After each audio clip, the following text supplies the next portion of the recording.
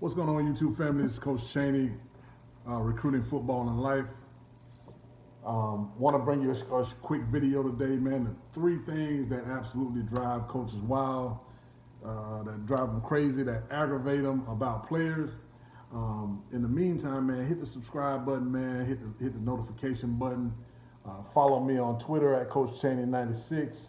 Follow me on Instagram at Seminole J. But let's get right into it, man. Three things that drive a coach wild.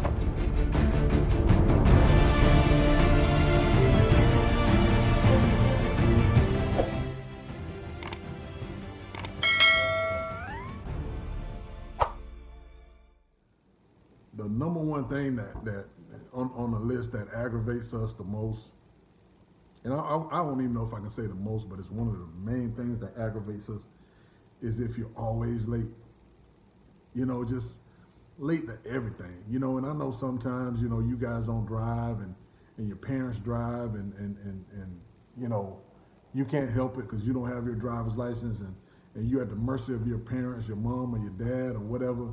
But man, that late stuff is so aggravating, man. It's like, oh boy, here comes Johnny. He's late again. You know what I mean? And then you have to be subject to a little punishment because you're late all the time. I mean, and my thing as a football coach, and I learned this from guys who've coached me, if you're not 15 minutes early, you're late, man. If you're right on time, you're late. One the best trait that you can have in football, especially when you get to the college level, is to be on time to everything. Make sure you show up early. Give yourself a cushion. Don't if you have to be somewhere at 9 a.m., don't wake up at 8:45 a.m. and think you're going to get there on time. Be on time, fellas. Please be on time. Make it your mission to be on time. Set 3 alarm clocks. This is like one of the best things that you can do for yourself and your football career going down the line.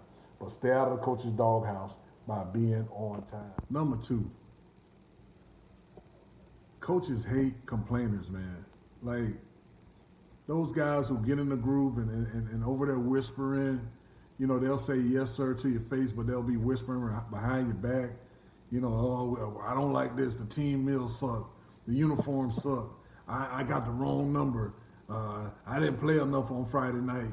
I'm gonna let my parents know they gotta have a meeting with coach because I'm not getting no playing time.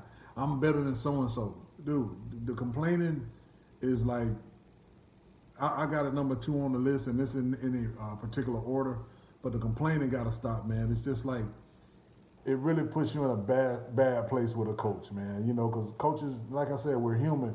We don't forget that type of stuff, man. And that complaining stuff, especially if you're a guy that doesn't show up on time, if you're a guy who's still kind of trying to develop and work on his talent, and you want to sit there and complain, and you don't show up every day, and when you do show up, you're not going hard, you don't have your teammates' best interests at heart, man, that complaining is high on my list. And then it turns into kind of like whining, like a little 2-year-old.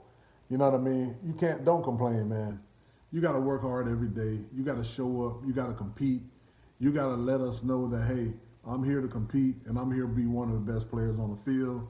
If I'm third team, I'm going to work my way up to second team. If I'm second team, I'm working my way up to first team. And then once I get on the first team, nothing is going to stop me from keeping my position and never losing my position. So complaining, man, that's right up there. Number 2. Number 3, man, is one of my biggest pet peeves or aggravations when it comes to football players is always struggling in the classroom. It's like some players, not only struggling academically, but they struggle behavioral-wise. Like every time you look at your email, some teacher saying, hey, so-and-so's not acting right in class, he's causing disruptions.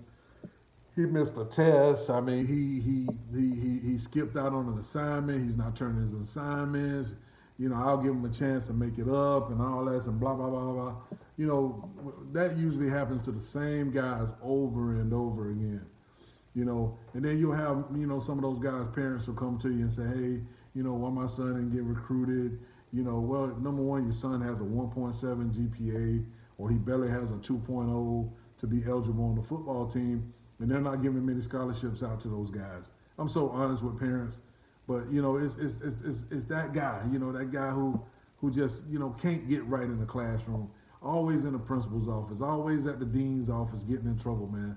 That's like the hardest guy to deal with. You know what I mean? And it's like they put the whole football team in bad shape with the school because they act up so much. You got teachers, on edge with football players now because little Johnny, don't know how to act. You know what I'm saying? So the thing about cancer on a football team or cancer in your body, you gotta cut it out or you gotta get rid of it, to heal up.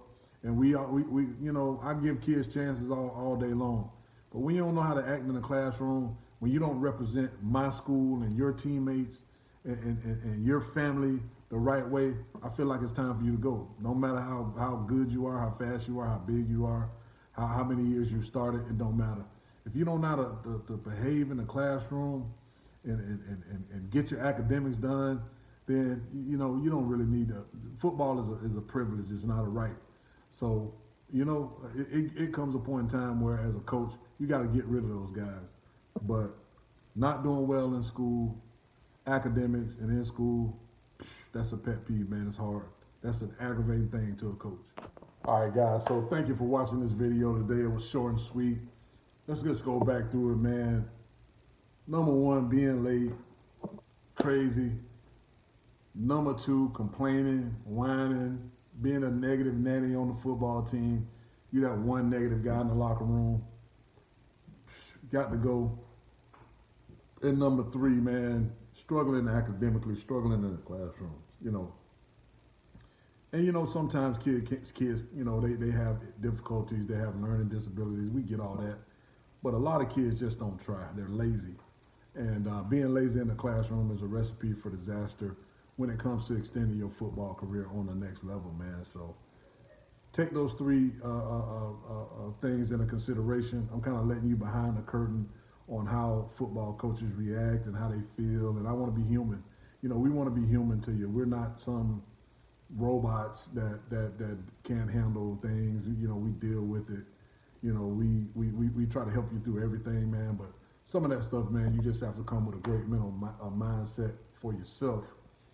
And, make sure that, you're doing everything you can, to promote your teammates and to promote your team in a good way and to help yourself.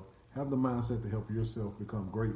And being a great football player on the field isn't the only form of greatness.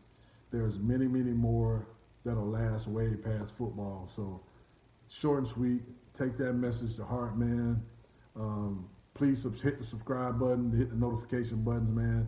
We're here for you, and we want to make sure that you guys understand every aspect of being a great football player and a great person.